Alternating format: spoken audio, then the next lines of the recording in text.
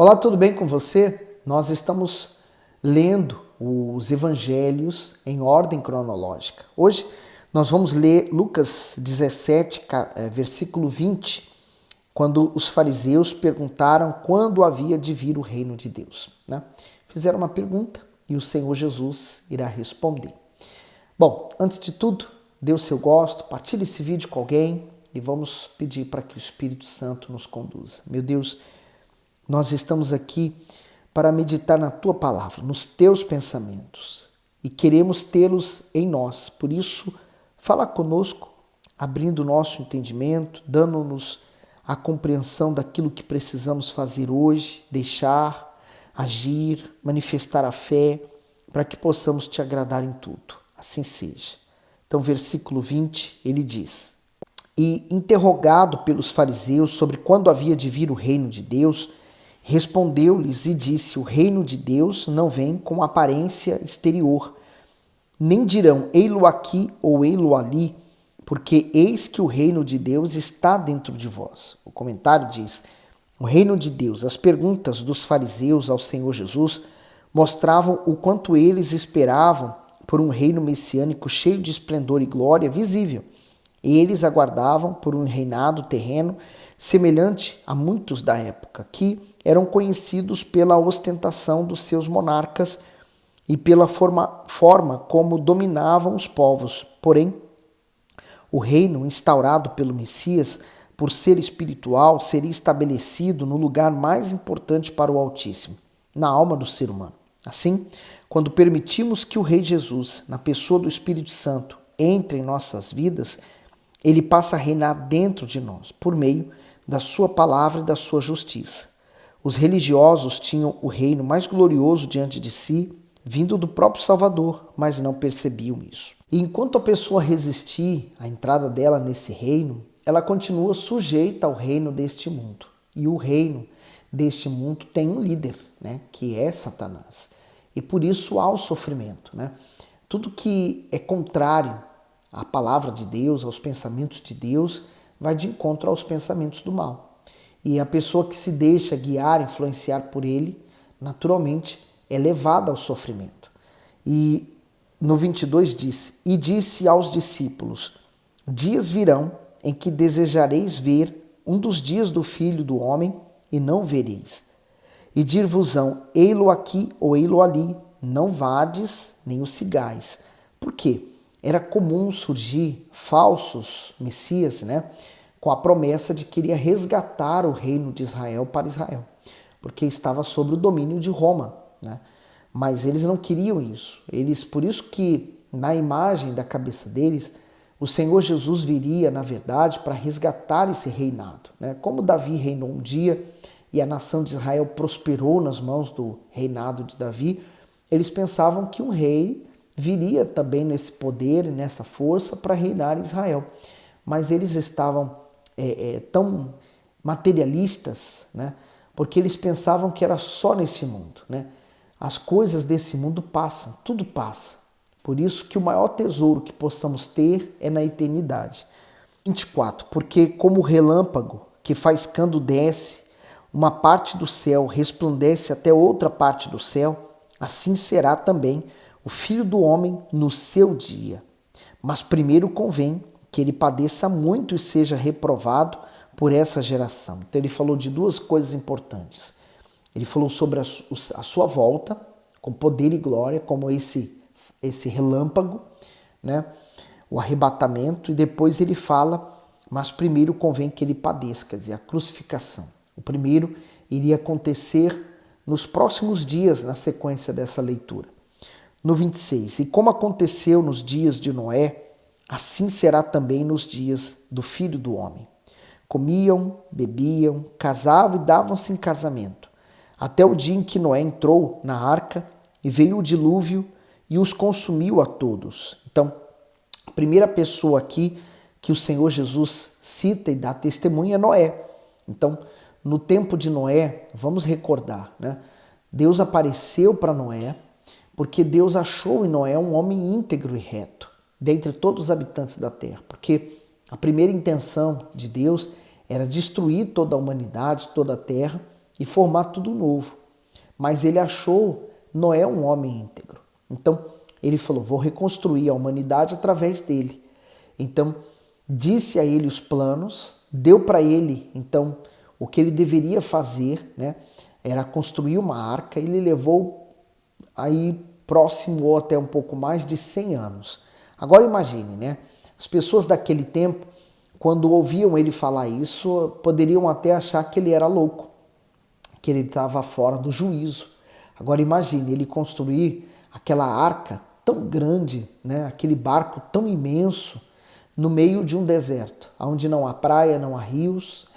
As pessoas, no mínimo, achavam que ele fosse louco, realmente louco, porque ele esperava um dilúvio que fosse chegar até aquela área.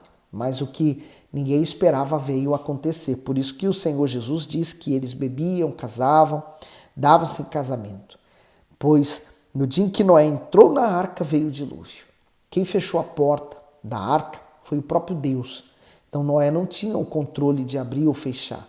Agora imagine quantas pessoas que duvidaram dele, quando perceberam que o dilúvio realmente veio, foram bater a porta da arca. Fico imaginando eu quantas pessoas depois queriam entrar e não podiam. Em 28, como também da mesma maneira aconteceu nos dias de Ló, comiam, bebiam, compravam, vendiam, plantavam e edificavam. Mas no dia em que Ló saiu de Sodoma, choveu do céu fogo e enxofre e os consumiu a todos. Assim será no dia em que o Filho do Homem há de manifestar. Eu vou ler já o comentário. Ele diz, no tempo de Noé, as pessoas não perceberam que a construção da arca era uma preparação para o dilúvio. Por isso continuaram a viver normalmente como se nada fosse ocorrer. Mas, ao se prepararem com o dilúvio, somente os que estavam na arca sobreviveram. Da mesma forma, Deus tem dado tempo à humanidade para se arrepender de seus pecados e se voltar para Ele antes que seja tarde demais. É certo que Ele voltará. E quando isso acontecer, muitos que foram relapsos na sua fé serão deixados para trás, porque não deram importância e não se prepararam para esse dia. Então a primeira pessoa foi Noé, e Noé foi íntegro e reto durante toda a sua vida, ouviu e obedeceu a Deus, foi salvo ele e a sua família. Agora, e Ló? Ló diferente, né? Ló era sobrinho de Abraão, ele tinha tudo para arrebentar com o tio, mas numa dada altura, ele decidiu se separar do tio. E o tio ofereceu para ele qualquer lugar que ele fosse, o tio iria para o lado oposto. Ele levantou os olhos e viu que as campinas do Jordão, que dava para o lado de Sodoma e Gomorra, eram verdes, bem regadas, quer dizer, um lugar próspero. E Abraão falou, tá bom, queres ir para lá, vá. E Abraão seguiu para o deserto, mas Abraão seguiu com Deus e Ló seguiu sozinho, sem Deus, mas com a sua vontade. Ele não foi logo direto para Sodoma. Sodoma naquele tempo era uma terra em que já havia muita promiscuidade, muitas coisas ruins acontecendo. Então, ele ficou de fora. Ele colocou sua tenda do lado de fora. Então, vieram os inimigos, raptaram a Ló, e Abraão veio com 318 e resgatou seu sobrinho. Era para ele voltar, morar com o tio, mas ele decidiu então agora voltar para Sodoma e morar dentro de Sodoma. O que representa Sodoma e Gomorra? Representa as pessoas que voltam para o mundo da fantasia, o mundo da ilusão, o mundo do engano, o mundo de Satanás. E ele antes estava fora, agora foi para dentro, né? Piorou a situação. E quando Deus então iria destruir a cidade, Abraão intercedeu para que se houvesse um justo, Deus não destruísse. E Deus falou que se houvesse um justo, ele não destruiria a cidade. Então, para poder destruir e livrar a Ló, Deus mandou os seus anjos que o tiraram à força. Tiveram que pegar nos seus braços e tirá-lo às pressas da cidade, dizendo, essa cidade vai ser destruída. Quantas pessoas, por exemplo, que também um dia foram abençoadas na igreja e depois foram embora, não voltaram mais. Voltaram para o mundo. talvez ficaram perto de Sodoma, depois entraram em Sodoma. E hoje Deus está resgatando essa pessoa por meio de problemas, mas é difícil. Por exemplo, não foi fácil. Ló não queria sair de lá de jeito nenhum. Ele queria permanecer na cidade, sabendo que iria ser destruída. Loucura. Mas, mesmo assim, ele saiu junto com as suas 2 filhas e sua mulher daquele lugar. Quer dizer, ele ainda obedeceu, mas mesmo assim a vida de Ló não foi fácil. Ele não voltou para o tio, pelo contrário, ele foi morar nas cavernas e por ele ter perdido a esposa, como a gente vai ver na sequência, as 2 filhas também pensavam que não iam ter filhos, que não haveria homens para ela, tiveram relações sexuais com seu próprio pai e delas nasceram 2 nações que se tornaram inimigas do povo de Deus. Que situação, né? Olha o final da vida de Ló. Ele poderia ter mudado isso, mas ele preferiu se manter longe de Abraão. São aquelas pessoas que, mesmo sofrendo, preferem se manter longe de Deus. E aí, continua no 31. Naquele dia, quem estiver no telhado, tendo as suas alfaias em casa, não desça a tomá-las. E da mesma sorte, o que estiver no campo, não volte para trás. Lembrai-vos da mulher de Ló. Então, o que a mulher de Ló fez? Na sua saída de Sodoma, eles foram na direção do monte. Primeiro que o anjo mandou ele para uma cidade, eles não quiseram. Então eles foram para o monte. E para aquele monte, então, ela decidiu olhar para trás.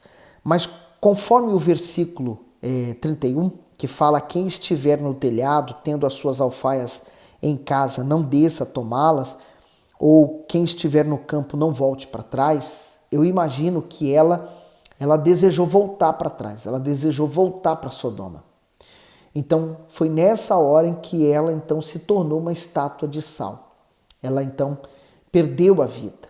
Ela quis ganhar a vida dela neste mundo. Imagine, talvez ela pensou, minhas riquezas, minhas joias, o que eu tenho de valor, ficou para trás, eu vou buscar. Então ela perdeu a vida. Quantas pessoas são assim, né? Elas pensam, não, eu sei o que eu estou fazendo e eu não quero ir mais para a igreja. E elas decidem abandonar tudo, seguem o seu coração e destroem a sua própria vida, destroem totalmente o seu futuro. Então, assim, o Senhor Jesus fala nesse versículo 32, né? Lembrai-vos da mulher de Ló. Não podemos esquecer do que ela fez. Então, há 3 pessoas aqui. O primeiro foi Noé, que Deus avisou da destruição, ele obedeceu e se salvou. Ló, mesmo sabendo da destruição, não queria sair. Saiu na força, né? Forçado, mas teve um final trágico e infeliz. E a mulher de Ló, a terceira, que essa saiu de Sodoma, mas Sodoma não saiu de dentro dela. Então ela morreu sem a salvação. E quantas pessoas também são assim, que elas preferem se manter no seu orgulho, elas preferem manter-se daquela mesma forma, sem alteração, e elas perdem completamente a salvação. É triste, mas é uma realidade que temos visto principalmente nos dias de hoje. As pessoas, elas estão crescendo, as crianças estão crescendo, jovens, adolescentes, adultos, estão abandonando Deus, estão abandonando a igreja e estão vivendo no sofrimento. Mas preferem viver assim do que ter alguém que dá regras, disciplina, porque elas querem viver a vida delas sem regras e sem disciplina. 33. Qualquer que procurar salvar a sua vida, perdê-la-á. E qualquer que perder, salvá-la-á. Então aqui está a chave de tudo, né? A pessoa que ela perde a vida nesse mundo, por exemplo, ela luta para conquistar os bens materiais, o que ela precisa, o dinheiro, a conquista, a família. Então, ela luta para conquistar. E normalmente é assim, a pessoa que luta para conquistar o dinheiro, ela perde a família, porque ela foca só naquilo, né? Não há um equilíbrio. A pessoa que foca na família termina não tendo nada e às vezes até a própria família despreza ela. Então, a pessoa que foca muito numa coisa só, ela termina perdendo tudo. Então, essa pessoa ganha nessa vida, mas ela perde na eternidade. Mas ele diz, qualquer que perder, salva lá. Então, Quando eu decido olhar para a minha vida e perdê-la para esse mundo, quer dizer, eu não valorizo, eu não dou valor, eu não dou importância às coisas desse mundo. Eu vou estar no mundo, eu vou trabalhar, eu vou ter o meu dinheiro, mas tudo vai vir de Deus e eu não me apego a isso. Eu sei que foi conferido a mim, mas não é meu, é de Deus. Então, eu tenho como primordial, eu tenho como principal minha salvação. Então, normalmente essas pessoas, né, que priorizam a salvação, dão dízimo, dão oferta, vão à igreja, às vezes são privadas de férias, enfim, elas vivem a sua fé. Para o mundo, elas são tolas, bobas, são pessoas que não pensam, são pessoas de mente fraca. Então essas pessoas estão vencendo no mundo. Mas e no final? Quem realmente vai vencer? A que venceu no mundo ou a que abandonou o mundo, perdeu para o mundo, mas ganhou na vida eterna? Lembra do rico e Lázaro, não esqueça deles. 34. Digo-vos que naquela noite estarão dois numa cama, um será tomado e o outro deixado. Duas estarão juntas moendo, uma será tomada e a outra será deixada. Dois estarão no campo, um será tomado e o outro será deixado. E respondendo disseram-lhe: Onde, Senhor? E ele lhes disse: Onde estiver o corpo, aí se ajuntarão as águias. O Senhor Jesus não quis dizer literalmente que isso vai ser assim. Dois estarão no lugar e será deixado um e levado o outro. Não. Ele está falando do arrebatamento, naturalmente. Por que ele está dizendo isso? Primeiro, porque uma pessoa não perdeu a vida dela para o Senhor Jesus. Ela se manteve viva para o pecado, mas morta para Deus. O pecado gera morte. Talvez não, em primeiro momento, a morte física, mas a morte espiritual. Por exemplo, quando Deus criou Adão e Eva e colocou eles no paraíso para que eles pudessem ali viver e trabalhar e desfrutar, Deus deu uma ordem para Adão, dizendo para que ele não comesse do fruto da árvore do conhecimento do bem e do mal, porque se ele comesse, certamente morreria. Mas ele tinha acesso à árvore da vida. Então imagine, se uma árvore ficasse de frente da outra, toda vez que ele fosse comer da árvore da vida, ele estaria então virando as costas para a árvore que provocaria a morte espiritual. Então, ele estava fazendo uma escolha. Eva foi seduzida pelos olhos e o diabo então só deu um empurrãozinho nela e ela então comeu. Ela deliberadamente foi enganada pela serpente e pelo seu coração. Adão não. Adão comeu consciente, mas por amor a Eva. E por isso que ele trouxe o pecado. O pecado foi aceito 100%. Então, eles morreram naquele momento. Não fisicamente, mas espiritualmente. Por exemplo, não era para o ser humano morrer. O ser humano duraria eternamente, mas com a entrada do pecado trouxe doenças, trouxe vícios e trouxe a morte. Então, quando nós estamos envelhecendo, e quando vêm as doenças, ela é uma mera lembrança do pecado que Adão cometeu e o final da nossa vida. Por isso o Senhor Jesus veio. Ele não nasceu da relação íntima de homem e mulher. Ele foi gerado pelo próprio Espírito dentro de Maria. Então ele nasceu pelo próprio Deus sem pecado. Então ele veio a esse mundo sem nenhum pecado, como se fosse aquele primeiro Adão, tendo um relacionamento com Deus perfeito. Então, ele foi o Cordeiro perfeito. Por isso que ele, então, pegou todos os nossos pecados, levou sobre ele e consumou na cruz do Calvário. Então, esse pecado que nos matava foi eliminado. Então, a morte espiritual, ela é resolvida com o Senhor Jesus. Ele nos dá vida. Então, por exemplo, a pessoa que quer continuar viva para os seus pecados, para a sua vontade, então ela continua morta para Deus. Quando a pessoa decide morrer para a vontade dela, para esse mundo, para tudo, então ela morre em Jesus. É como se ela crucificasse a própria vida dela junto com Jesus. Então, Deus dá a essa pessoa uma nova natureza. Por isso que a gente fala do nascer de novo. Então, essa pessoa nasce de Deus, ela tem uma nova natureza. Mas não significa que a velha morreu. A natureza adâmica continua, porque continuando continuamos sendo pecadores, mas agora temos a nova natureza, a natureza divina. E ela precisa ser alimentada, desenvolvida todos os dias, até o dia em que nós morreremos ou que Jesus volte. Então, você precisa ter a manutenção da sua fé. O que você tem feito para estar salvo e permanecer salvo? Como diz o Bispo Macedo, estive salvo ontem, estou salvo hoje e estarei amanhã se permanecer. A salvação é algo que temos que lutar todos os dias. Você tem lutado pela sua? Pense nisso e que Deus abençoe você.